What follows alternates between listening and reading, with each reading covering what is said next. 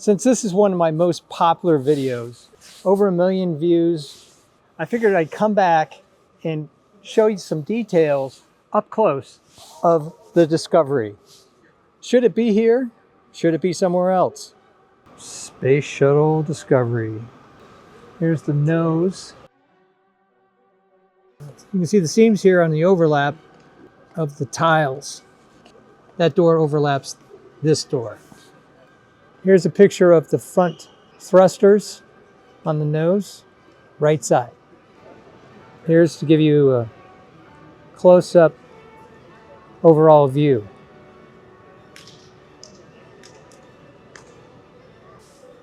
I think it's interesting that there's tiles on the bottom here, but these look more like blankets, just bigger areas where there's not that much heat on re-entry.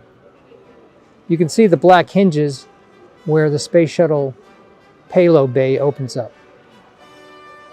Here's the leading edge. This flew after Columbia, so anything that they improved on was incorporated here. These areas aren't made up of tiles, and they're not blankets. They're just like huge and probably incredibly thick. Could take a lot of damage since Columbia. Here's an interesting detail. The small patch of black tiles. Those tiles are for higher heat areas between the payload area and the back fairing for the engines. You can see there is some black tiles. Things that makes this so fragile and it would be difficult to transport to Texas is all of these silicon tiles. And it looks like they left as many as they could on and maybe filled in some of the spaces where the tiles on the last mission either broke off or were cracked or destroyed. It's kind of interesting. You can see the streaks from the thermal damage or the thermal heat on the re-entry.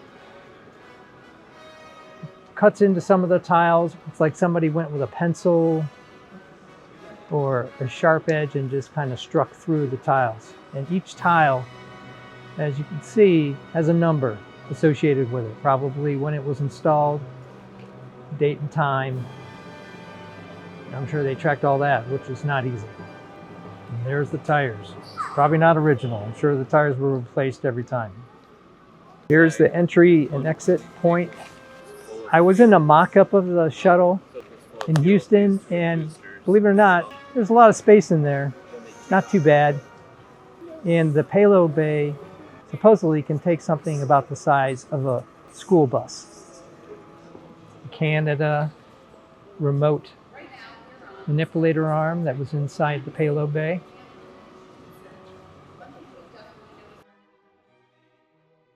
It goes the entire length of the bay. They probably bent it a little bit on the ends.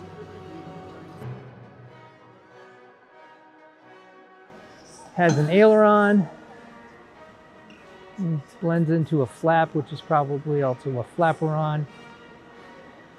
Up there is the tail with the rudder, and I believe the rudder split. If not, I'll make a note. You can see all the separate thrusters going into the main engines, 3 of them.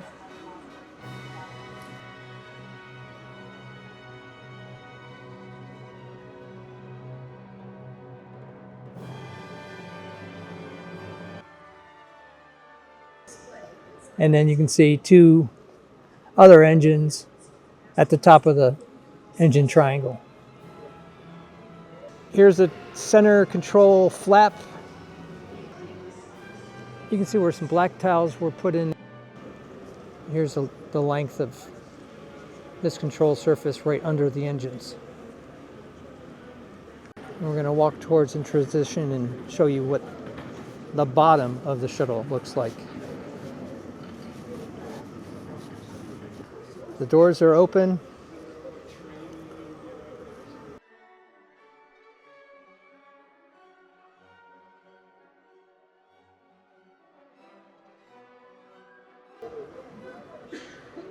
The two main back gears.